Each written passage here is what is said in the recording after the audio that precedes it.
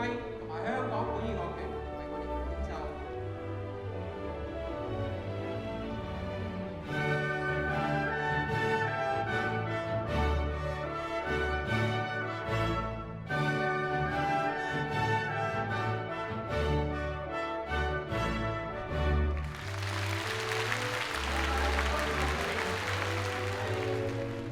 歡迎 SEN 嘅朋友嚟參加嘅時間呢，我哋喺我哋嘅曲目上面啦，同埋喺個介紹上面啦，我哋都要準備充足一啲。咁我哋呢唔會揀一啲呢特別誇張大聲啊，就算喺燈光嗰個設計上面呢，我哋都唔會有啲太過光亮嘅燈光嘅效果。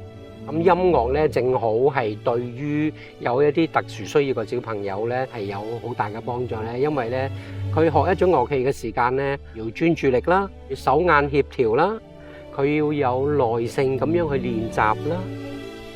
其實咧，音樂嘅分享對象咧，會唔限年齡、唔限性別，亦都唔限於你自己本身嗰個生活嘅能力㗎。咁所以咧，每一個人咧都應該係會有佢自己嘅權利去欣賞音樂，去參加音樂會。拉小提琴嘅時候好好聽，即係你現場聽同你自己喺屋企播歌咁聽咧，完全係兩回事。我覺得佢好唔同。第一次之後咧，真係買到部小提琴學，即係一學完少少翻嚟就拉俾我聽嘅。係啊，俾佢一個多嘅表達嘅方式。見到呢個活動可以用音樂融合呢個文化，所以就想透過呢個活動去學多啲。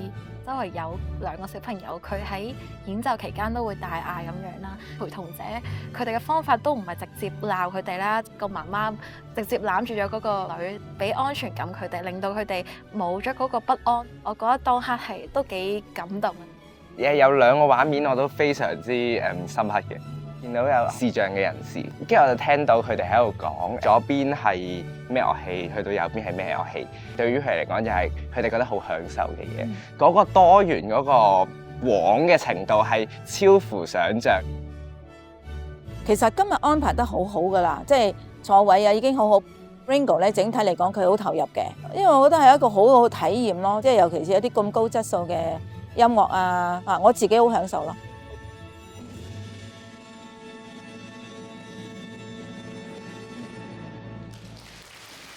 我哋都用掌聲同埋支持呢班特殊需要嘅朋友，好唔好？